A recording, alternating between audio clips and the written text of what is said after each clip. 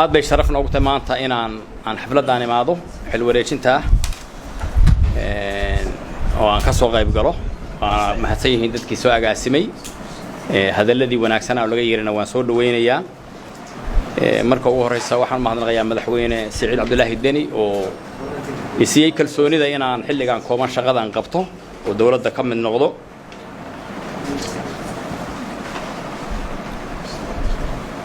dawladda mandateedu 5 sano ahaa 4 sano waa tagtay halkii sano ugu dambeeyay ayaan go'aansaday inaan qayb ka noqdo malaha waa wasaaradda kaliya ee aan diyaar u ahaa shaqadeeda inaan qabto xilligan wax kalena ma ahane wax aan aaminsanaa oo ku taamayay iyo wasaaradda shaqadeeda qayb gaar ah ayaa isleh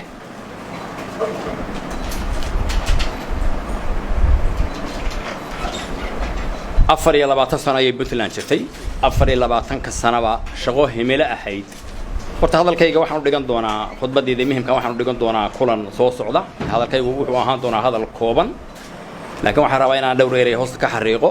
24 sano hawl himilo ahayd oo ahayd in dadka talada dib loogu celiyo oo dadku doorasho ay aadaan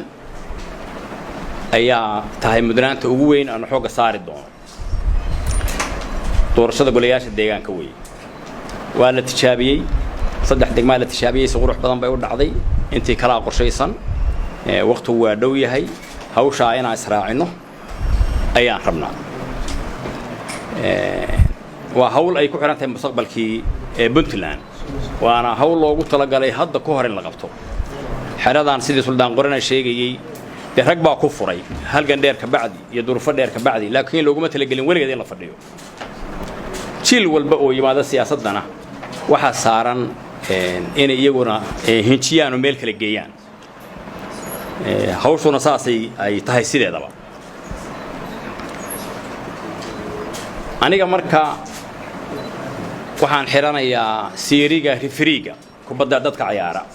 garsooraan ahaanaya garsoor waxaan u ahaanayaa hawsha taala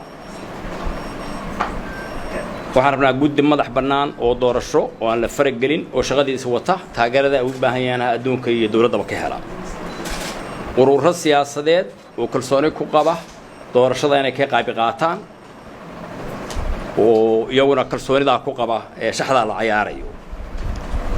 ururada bulshada iyo saxaafadda iyo mucaaradka iyo cid kasta oo su'aal qaba oo iyagana processka lagu qanciyo beesha caalamka oo laga rabo barnaamijkan inay maal geliso oo iyadana kalsooni barnaamijkan doorashooyinka lagu tuso iyo dawladda oo iyadu inta coordinate garaysa oo isku haysa oo fiilooyinkaasi inay iskubaan kala ilaalisa qarda jeeximeyno waana guureyna inaan nabad ku kala keenana waa rabnaa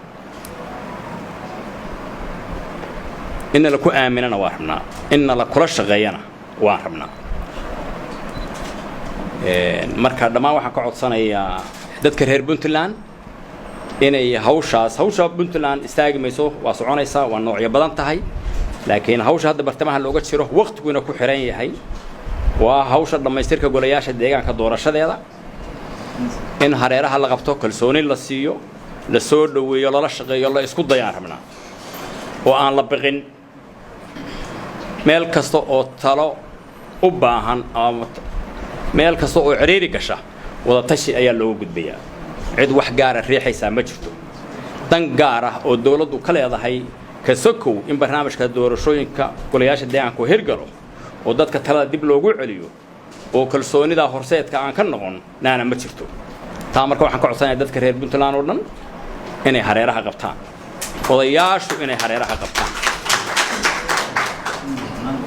cid walba oo kalena barnaamijkaas inay kalsoonida siiso anaga waxba la harimayno anaga xil ma soo doonan xoolana ma soo doonan waxaan ku faraxsanahay rag odayaasha ah oo wasiir kulan ugu horeeyo khibradooda iyo waayarnimadooda ayaan kaashan doonaa